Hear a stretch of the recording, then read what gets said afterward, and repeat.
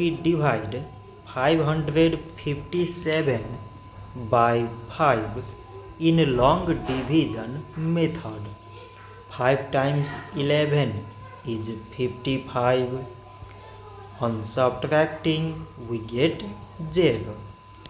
So now we put down this 7 and 5 times 1 is 5. On subtracting we get 2. So now we have no any other number to put it down. So we take here decimal, so that we put 0.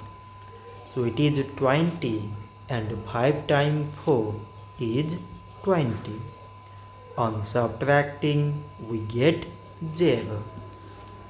So 557 divided by 5 is 111 decimal 4. So this much for today and thanks for watching.